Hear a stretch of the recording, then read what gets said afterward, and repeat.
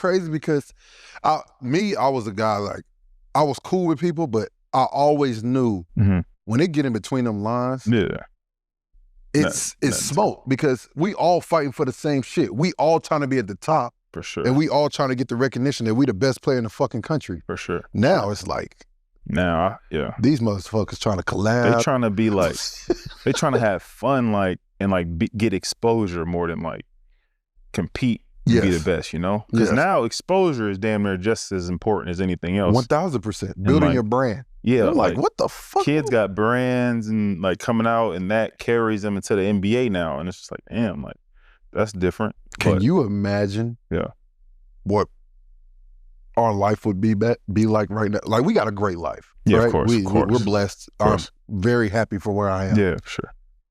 If we had the access and the NIL and all that shit when we were in high school, oh my God. Yeah, I mean, oh my God. I think that was just like,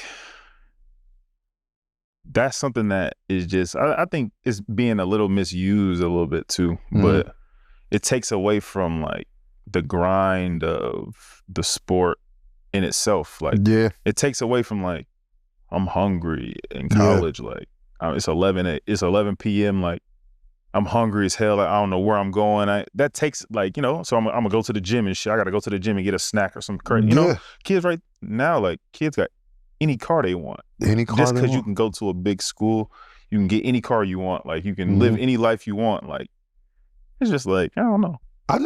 That's a great point, because those little things, like, if we got certain things taken away, we'd be all right. Because we been there. Like, of course. You remember having fucking $5? If we had $5 and we go to a gas station, we can rack up. We're going crazy. We're going crazy. Now, I don't even know these motherfuckers know what's in a gas station. Nah, for real. Everybody they order shit. Yeah, they door dashing. Like, at fucking high school. A 15-year-old like on DoorDash. Man, if you don't walk down, man. That shit's nuts to me, bro. Yeah, but it's, you know, time's always gonna change. Always evolution, gonna change, like, for sure. So nah, for real. So when you figure out you and your brother, so your brother played, he wasn't much of a football player? No, he was. He was? My brother, okay. he was more of a, he was a receiver, running back type of, and that is something that, like, once you get to a certain point, you're like, oh, nah, like, I'm not about to be getting hit, like, you know, being a running back. And I mean, you know, also you growing at the same time. So it's like, oh, no, you got to take that all the way serious. Like, you got to dedicate yourself to the weight room. Yeah, like to the weight room and everything. And that's not like. For sure. So when y'all figured out that y'all were going the basketball route, right? What was that turning point like? Was the transition easy for you, or did you still have that sort of temptation wanting to go back and play football? Nah, not really. I mean, I think by the time I was like in 6th or 7th grade, I felt like we had more skills than obviously like the kids in school, obviously. And we were growing, and then I was like, we started dunking. Like, my first dunk ever in a game was like the last, like middle school, 7th grade, the last game. Okay. So, like, you know, that was a big deal back then too. Huge deal. And if you could do that and you was skilled, that was like, okay, like, you know, he the next one. Yeah, you got something going on. So now you got to like take it to the next level, which AAU, back then, AAU helped kids do that. Like, so you think you think you gonna see who you, if you are who you think you are by, let's go to this tournament, you play this, you know, but now it's way different. Exactly. Like, now kids is just going to the tournaments where they can score 40 and then not going here and avoid, you know. They avoiding smoke, bro. Yeah, or just get on the same team. Exactly. You know? Because you played with Houston, was it Defenders? Houston Defenders, yeah. Houston Defenders. And that was that a team that y'all made? Yeah, we started that. Y'all started Houston Defenders. My dad and my the other coach we had, Coach Chris, he's like my uncle. Come on, they started it when we were 10 and under. Yeah. Okay. Oh shit. Yeah. So y'all, that's a luxury. Yeah. Y'all fucking grew up together. That's why y'all was dominating. Yeah. Those my friends right now. Like, those my only friends. Like, I got a few friends from high school, a couple friends from my neighborhood, and my friends I play AAU with. Yeah. Literally like that. I haven't really met that many new friends in my life or made that many new, you know. Yeah. I mean, like I said, the guys that been there from the beginning know what y'all came from, and y'all been through the trenches together at that point, and seen each other grow up to who y'all are today. So that makes a whole lot of sense. Let me ask you this. So when did you figure out I mean, of course you said when you dunked and you felt the skill, but when did you figure out I can take this to a level where I can be in the NBA, I could go to big time colleges and all that type of shit? Really, when I started going like to work out with John Lucas, and he would have pros and stuff there, and I felt like I was 14, like holding your own, doing what I needed to do. Like when I had the ball, I was getting whatever shot I wanted when I was young. So I'm like, all right, like I could do this, you know? And then obviously your body got to develop. You got to take the right paths and everything, obviously. But I just feel like I could do it. And I obviously have a advantage, like a twin who has the same, like we have the same work ethic. Obviously we have a different skill set, but we have the same like mentality that we're going to push each other to be the best, and we just want to be the best anyway. So talk about John Lucas. God, dog. Man, I've heard stories. Man, I've heard fucking like that. Stories. The way I was raised, I was just so prepared for him. Like I was so prepared for John Lucas. My dad, like, come on, he can't. John Lucas crazy, but my pops is like, that's nothing. Yeah, that's nothing. Like that's why no coach can yell at me and be like, I'm okay. Like, cool. I've seen. I've seen this shit before.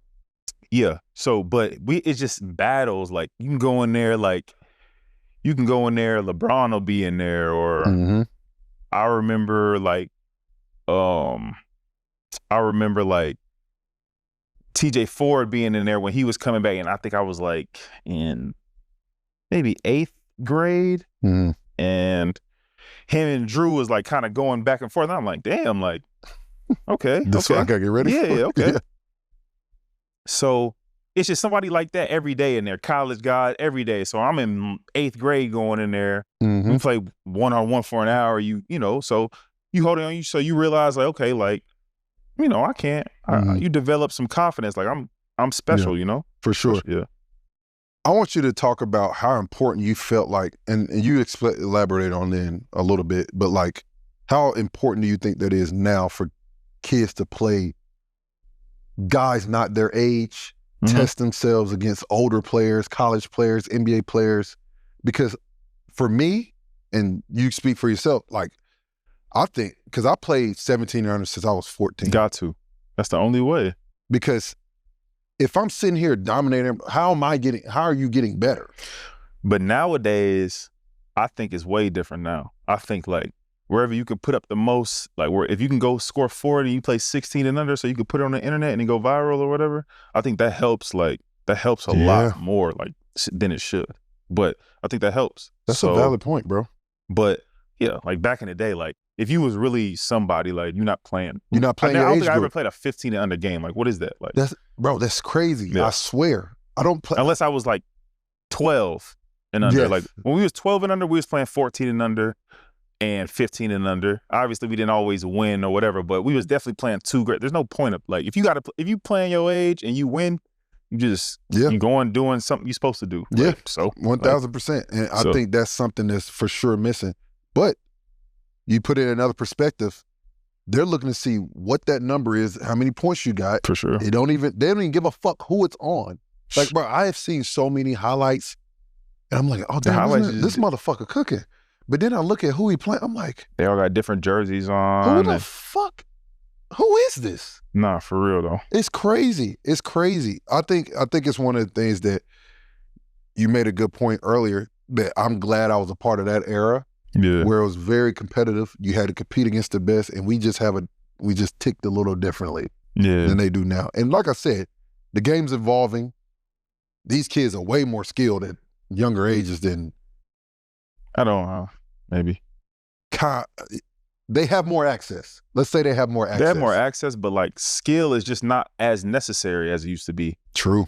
It's just not. Like athletic ability is more necessary. Like there's people there's more people coming into the NBA based off their athletic ability now than they skill, for sure. 1,000,000%. Skill is very important, obviously, but it's just like in somebody's mind, especially the people that make decisions, skill can't be like, it's not like the more athletic you are and the less skill you have, the more potential you have. You know what I'm saying? That's definitely how the NBA thinks. Yeah. Like, you know what I'm saying? They like, 1000%. oh, just because he can't like hoop for real, but he could do this, he gonna be good. Yes. Oh, no, that's like he's athletic and he's long. Yeah. Okay, can he play? Yeah.